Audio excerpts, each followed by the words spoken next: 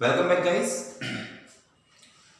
My self Vijay Baba ने first video आपके पास पहले ही काफ़ी दिन पहले आ चुका है कि फर्स्ट बुक में मैथ्स में आपको क्या पढ़ना है और क्या नहीं पढ़ना।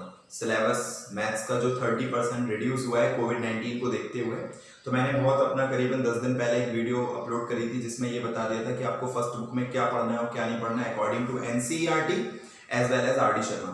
मैंने एनसीईआरटी और आर डी शर्मा दो बुक्स को रखते हुए बताया था और आर डी शर्मा की बुक आपकी लास्ट सेशन के अकॉर्डिंग में बात कर रहा हूँ। जो लास्ट सेशन में आपका आर डी शर्मा का पब्लिकेशन था 2019 से 2020 वाली जो बुक है उसको ध्यान में रखते हुए मैं आपको सिलेबस बता रहा हूँ। तो जिनके पास बहुत ज़्यादा पुरानी बुक है आर डी शर्मा की या बहुत उससे भी ज़्यादा पुरानी है तो मैं उसकी बात नहीं कर रहा हूँ। एनसीईआरटी की बुक और आर डी शर्मा दोनों की लास्ट सेशन की जो बुक्स थी मैं उसके अकॉर्डिंग आपको बता रहा हूँ कि क्या हटा है और क्या नहीं हटा है। ठीक है, तो फर्स्ट बुक में मैंने आपको पूरा डिस्क्राइब पूरा डिटेल में बता दिया था कि आपको क्या पढ़ना है क्या नहीं पढ़ना है। टॉपिक्स भी बताए थे, एक्सरसाइजेस भी बताई थी और क्वेश्चंस तक बताए थे कि कितने हटे और कितने नहीं हटे। वैसे ही अगर हम सेकंड बुक की आज बात करें तो सेकंड बुक का आपका जो फर्स्ट चैप्टर है एनसीईआरटी के अकॉर्डिंग वो है इंटीग्रल्स। सेकंड बुक का जो फर्स्ट टॉपिक है वो है आपका इंटीग्रल्स। इस इंटीग्रल चैप्टर में बेटा बहुत ध्यान से सुनना। आज का पहली चीज तो वीडियो सुनना, ये नहीं कि तुम सोचो बाद में स्क्रीनशॉट ले लेंगे पता चल जाएगा, वीडियो स्किप कर करके देखो, मजा नहीं आएगा। ध्यान रखना क्योंकि सेकंड बुक से सिलेबस कुछ बहुत अजीब टाइप से हटा है, इसलिए मैं आपको ये भी बताता जाऊंगा आपको वो पढ़ना चाहिए कि नहीं पढ़ना चाहिए। ठीक है, तो प्लीज पूरा वीडियो देखना एंड तक, it's my humble request to all of you. So integrals chapter में अगर हम बात करें तो उन्होंने जो रिमूव टॉपिक किया है गवर्नमेंट गाइडलाइंस के अकॉर्डिंग, सीबीएसई के अकॉर्डिंग, कि जो रिमूव टॉपिक है वो है कि उन्होंने इस तरह के इंटीग्रेशन हटा दिए, under root a x square plus b x plus c integral of the function under root a x square plus b x plus c d x and integral of the function p x plus q under root a x square plus b x plus c and d x. तो इस तरीके के उन्होंने integration आपको syllabus से हटाए। अब ये तो होगी टॉपिक की बात कि इंटीग्रल से ये हटाए, तो इस बेसिस पे आप एनसीईआरटी पे और एक टॉपिक हटाया है integration as limit of the sum. ठीक है ना, integration as limit of the sum, limit of the sum एक ये हटाया है बेटा टॉपिक। तो इंटीग्रल्स की अगर हम बात करें, ठीक है, तो इंटीग्रल्स में एक्चुअल में क्या है, दो टाइप के इंटीग्रल्स होते हैं, इतना तो आप जानते हो। हालांकि मैं पढ़ाने नहीं बैठा हूं, मैं सिर्फ सिलेबस बताने आया हूं, लेकिन फिर भी इंटीग्रल्स में दो तरह के इंटीग्रल्स आपने पढ़े, एक इंडेफिनेट इंटीग्रल होता है, एक डेफिनेट इंटीग्रल होता है। तो इंडेफिनेट इंटीग्रल जो होता है उसके बेसिस पे आपकी ये दो टॉपिक हटे और जो एक डेफिनेट इंटीग्रल होता है उसके लिए ये वाला टॉपिक हटा है। ठीक है, तो अगर हम बात करें एनसीईआरटी की एक्सरसाइज में क्या हटा है, तो एनसीईआरटी की एक्सरसाइज अगर हम बात करते हैं एनसीईआरटी की, तो एनसीईआरटी में आपको एक्सरसाइज 7.8 नहीं पढ़नी है, केवल 7.8, क्योंकि एनसीईआरटी में ये चैप्टर आपका किस बुक में है, सेकंड बुक में, पार्ट सेकंड में, तो वहां आपको सेकंड एक्सरसाइज नहीं 7.8 नहीं पढ़नी है। मैं वो बता रहा हूं जो रिमूव किया है। ओके, इसके अलावा बाकी सब आपको पढ़ना है। तो ये थे रिमूविंग टॉपिक्स। अब आपको देखना है एक्सरसाइज 7.8, एक्सरसाइज 7.8 ये आपको नहीं पढ़नी है। और एक मिसलेनियस का क्वेश्चन है जो है क्वेश्चन नंबर 40, वो नहीं पढ़ना है। मिसलेनियस का क्वेश्चन नंबर 40, ये आपको दो चीजें एनसीईआरटी में नहीं पढ़नी है, बाकी आपको ये एनसीईआरटी के आगे वाले हिस्से की बात होगी। जब आप एनसीईआरटी पलटोगे पूरी लास्ट तक जाओगे तो एक पीछे सप्लीमेंट्री मटेरियल होता है जो आपको आंसर शीट के बाद दिखाई देगा।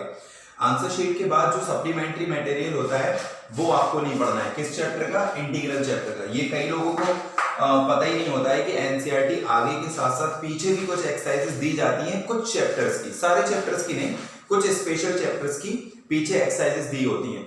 तो आपको इंटीग्रल चैप्टर का पीछे का जो सप्लीमेंट्री मटेरियल है, सप्लीमेंट्री, तो आपको ये भी नहीं पढ़ना है, सप्लीमेंट्री मटेरियल, ये उसमें हेडिंग डली होगी।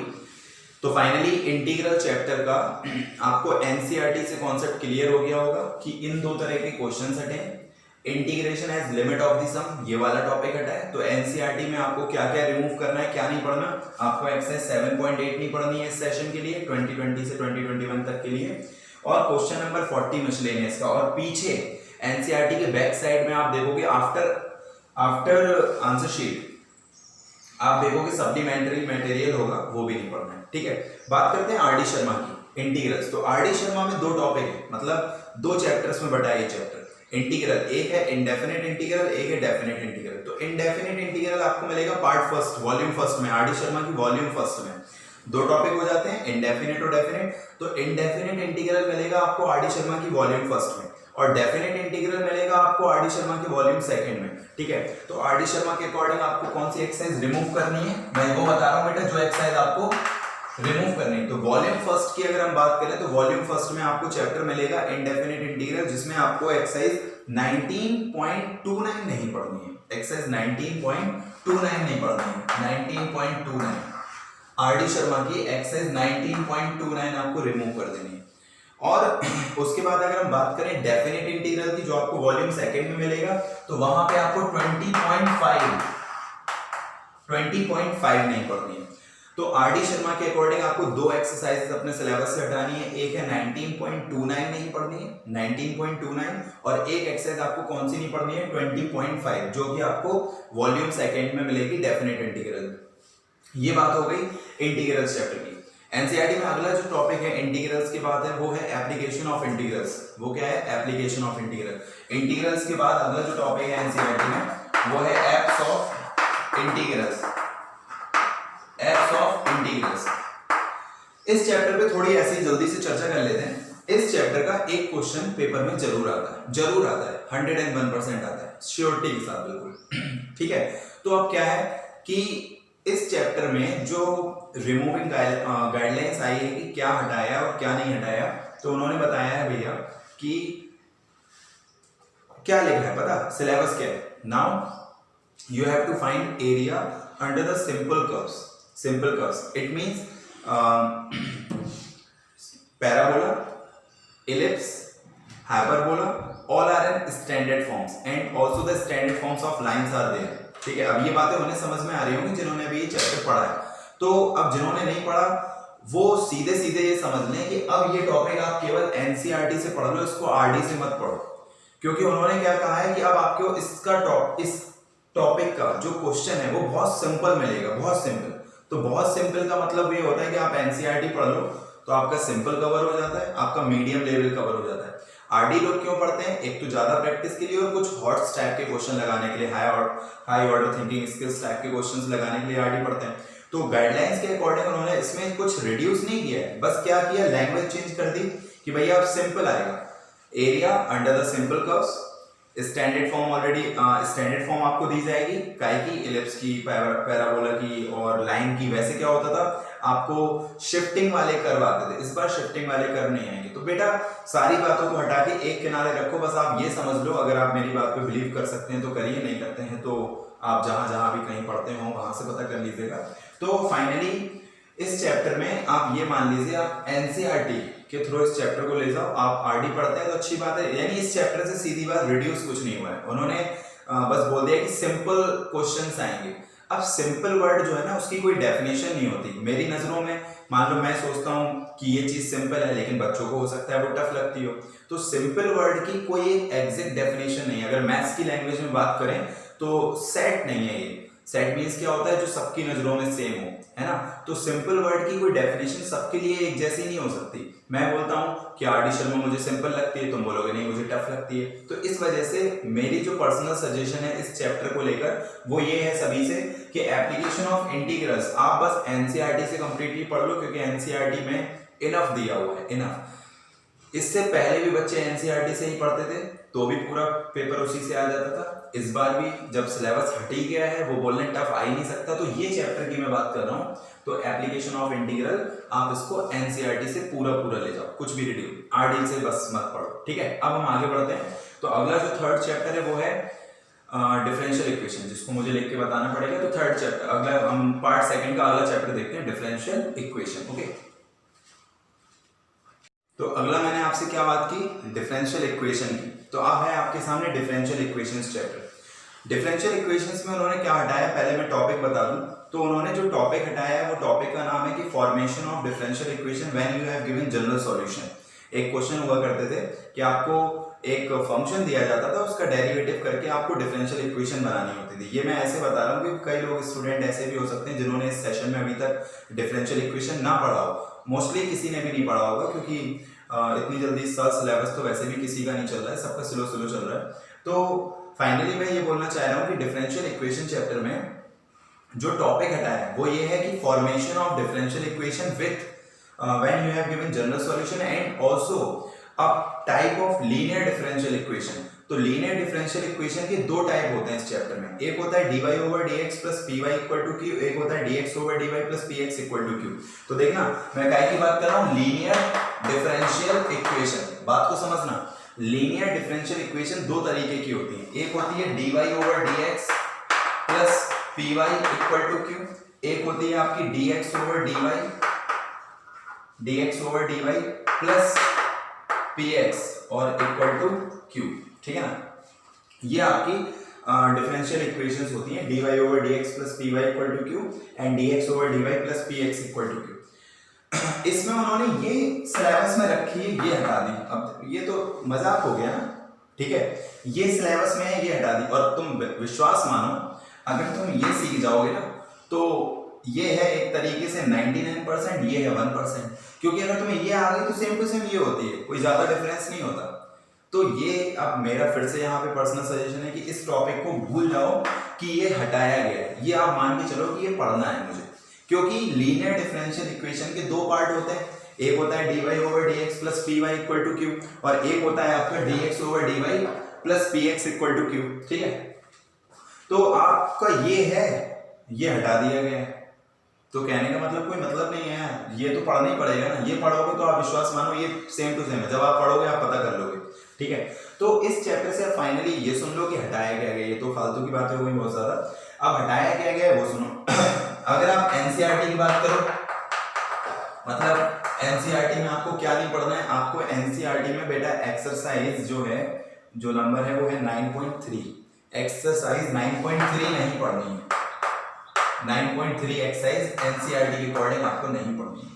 ठीक है, 9.3 के अलावा एक मिनट और मुझे चेक कर लेने दो, 9.3 एक्सरसाइज नहीं पढ़नी है आपको, और मिसलेनियस का एग्जाम्पल 25 नहीं पढ़ना है। ठीक है, मोबाइल में मैं एक मिनट चेक कर लूँ आपका।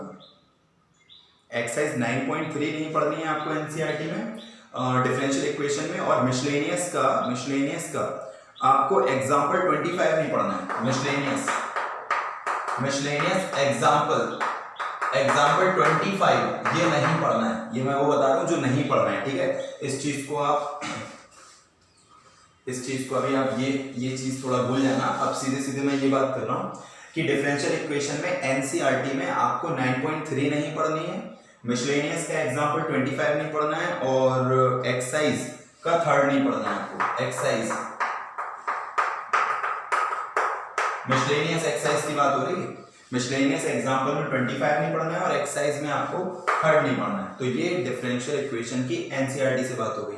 ठीक है, आरडी शर्मा से अगर जो पढ़ते हैं तो वो ये समझे कि आरडी के अकॉर्डिंग मुझे एक एक्सरसाइज हटानी है, वो सेकंड एक्सरसाइज है। तो आरडी शर्मा के 22.2 एक्सरसाइज आपको रिमूव करनी है। 22.2 एक्सरसाइज आपको रिमूव कर देना है, ये वाली नहीं पढ़नी है केवल, बाकी सब पढ़ना है। तो ये बात हो गई बेटा डिफरेंशियल इक्वेशन की। डिफरेंशियल इक्वेशन के बाद हम आते हैं वेक्टर अलजेब्रा में। अगला जो टॉपिक है वो है आपका वेक्टर अलजेब्रा। तो वेक्टर अलजेब्रा में आपका एक जो टॉपिक हटा है, वेक्टर अलजेब्रा में जो टॉपिक हटा है उस टॉपिक का नाम है स्केलर ट्रिपल प्रोडक्ट, एसटीपी। ठीक है, स्केलर ट्रिपल प्रोडक्ट ये टॉपिक हटा है। ये तो हो गई टॉपिक की बात। टॉपिक के वेक्टर अलजेब्रा में एक टॉपिक हटा है सीधा, वो टॉपिक का नाम है स्केलर ट्रिपल प्रोडक्ट। पहले हम इसमें आरडी शर्मा की बात कर लेते हैं। तो आरडी शर्मा वॉल्यूम सेकंड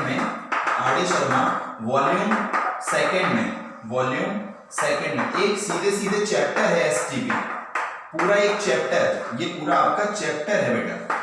तो ये चैप्टर हट गया सिलेबस से। आरडी शर्मा में वॉल्यूम सेकंड में एसटीपी एक पूरा चैप्टर है, स्केलर ट्रिपल प्रोडक्ट। तो आरडी शर्मा को मैंने पहले एक्सप्लेन कर दिया। वेक्टर अलजेब्रा में आरडी शर्मा में आपको एसटीपी एक चैप्टर है स्केलर ट्रिपल प्रोडक्ट, वो हटा देना है। बात करते हैं एनसीईआरटी की। तो एनसीईआरटी में इस चैप्टर में आपको क्या हटाना है, फिर वही बात बोलूंगा कि पूरी पीछे पलट देना। जो सप्लीमेंट्री मटेरियल होता है ना, तो आपको एक एक्सरसाइज मिलेगी, पूरी जो वॉल्यूम सेकंड की बुक है ना एनसीईआरटी की, उसको पूरा एकदम पलट देना, सीधे आखिरी पन्ना खोलना, वहां पे तुम्हें देखेगी एक्सरसाइज 10.5, वहां पे तुम्हें देखेगी एक्सरसाइज 10.5, तो वो हट गई है सिलेबस।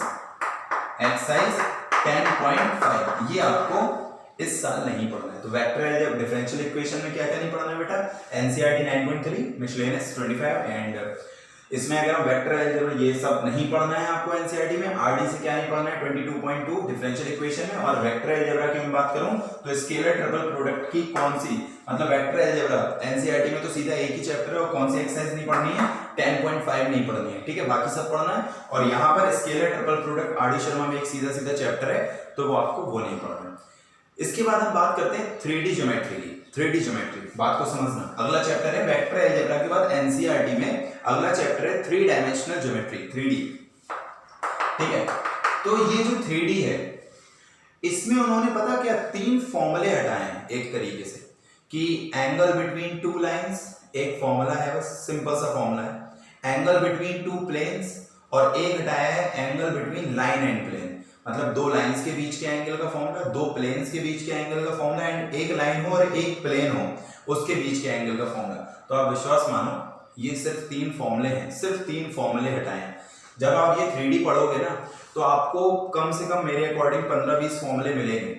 जब आप वो 15-20 पढ़ोगे तो यार ये 3 और पढ़ लेना। तो इस चैप्टर में 3 फॉर्मूले हटे हैं, और उस 3 फॉर्मूले पे बेस्ड अगर क्वेश्चन मिलेंगे भी ना तुम्हें, तो मुश्किल से 5 या 6 क्वेश्चन मिलेंगे पूरे चैप्टर में। तो जब आप पूरा चैप्टर पढ़ सकते हो, तो यार 5-6 क्वेश्चन और पढ़ लेना, क्या मतलब है, एक नॉलेज ही मिलेगी। तो मेरे अकॉर्डिंग 3D आप कंप्लीट पढ़ें, कंप्लीट पूरा पूरा पढ़ें, इसमें से कुछ भी मत हटाएं। और ये और वेक्टर दोनों मिला के 14 मार्क्स के आते भी हैं एग्जाम में, तो आप रिस्क मत लेना, अकॉर्डिंग टू मी रिस्क मत लेना, 3D पूरा पढ़ना। लेकिन वेक्टर अलजेब्रा में मैं गारंटी से बोल रहा हूँ 10.5 मत पढ़ना, और एसटीपी पूरा पूरा चैप्टर मत पढ़ना आरडी के अकॉर्डिंग, स्केलर ट्रिपल प्रोडक्ट। अब इसके बाद बात करते हैं हम लोग, मैंने अभी आपको 3D के बारे में बता दिया। 3D के बाद जो अगला चैप्टर आता है वो आता है लीनियर प्रोग्रामिंग प्रॉब्लम्स। उसको भी ओरली समझ लो, जैसे मैंने 3D को समझा दिया ओरली, कि 3D चैप्टर चाहे एनसीईआरटी हो चाहे आरडी हो, आप कंप्लीट पढ़ें, इंपॉर्टेंट चैप्टर है, अच्छा है, बोर्ड्स में भी आता है, कॉम्पिटिशन में भी आता है। उसके बाद जो अगला चैप्टर है वो है लीनियर प्रोग्रामिंग प्रॉब्लम्स। तो लीनियर प्रोग्रामिंग प्रॉब्लम्स में कौन सा उन्होंने हटाया है, what is the area region, bounded unbounded region का हटाया है। 2 तरीके के रीजन होते हैं वहां। अब जिन्होंने एलपीपी पढ़ा है उन्हें मेरी लैंग्वेज समझ में आ रही होगी, जिन्होंने एलपीपी नहीं पढ़ा है उन्हें मेरी लैंग्वेज हो सकता है कम समझ आए, ठीक है। तो जब आप एलपीपी पढ़ लेना, तब उसके बाद मेरा ये वीडियो फिर देख लेना एक बार, ठीक है। और नहीं भी पढ़ा है, अगर LPP linear programming problem chapter नहीं पढ़ा है, तो मेरी प्लेलिस्ट में डला हुआ है, आप वहां जाके भी पढ़ सकते हो। लीनियर प्रोग्रामिंग प्रॉब्लम मैंने अपनी प्लेलिस्ट साइट से बना रखी है, पूरा चैप्टर है, वहां पे पूरे कॉन्सेप्ट सीख सकते हो। तो उसमें एक कॉन्सेप्ट हटा दिया। आप जब एलपीपी पढ़ोगे तो 2 तरीके के रीजन बनते थे, एक होता था बाउंडेड रीजन, एक होता था अनबाउंडेड रीजन। तो अनबाउंडेड रीजन बस पेपर में नहीं आएगा, बाकी सब है। तो इसमें भी मतलब आप अगर ऐसे क्वेश्चन पूछो मुझसे कि सर एनसीईआरटी से क्या हटाया गया है, तो मैं नहीं बता पाऊंगा, ना आरडी से कुछ बता पाऊंगा, क्योंकि जो बाउंडेड रीजन के क्वेश्चन है वो सारे सिलेबस में है, जो अनबाउंडेड रीजन के हैं वो सिलेबस में नहीं है। अब मुझे एक एक क्वेश्चन सॉल्व करना पड़ता है उसके लिए, कि भैया कौन से बाउंडेड के, क्योंकि वो देख के थोड़ी पता चलते हैं, सॉल्व करने पड़ते हैं। तो इसलिए इस चैप्टर में मैं आपको एलपीपी में इतनी सी हिंट दे पाऊंगा केवल, कि बाउंडेड आपके सिलेबस में है, और जितने भी क्वेश्चंस आपके अनबाउंडेड में जाते हैं वो क्वेश्चन सिलेबस में नहीं है। मतलब कोई भी आप कर्व बनाओ और आपको लग रहा है कि अनबाउंडेड रीजन में जा रहा है, उसको वहीं छोड़ दो, वो इस साल नहीं आएगा कंफर्म, ठीक है ना। तो अब लास्ट बात करते हैं हम लोग प्रोबेबिलिटी चैप्टर की, इसको इरेज करते हैं।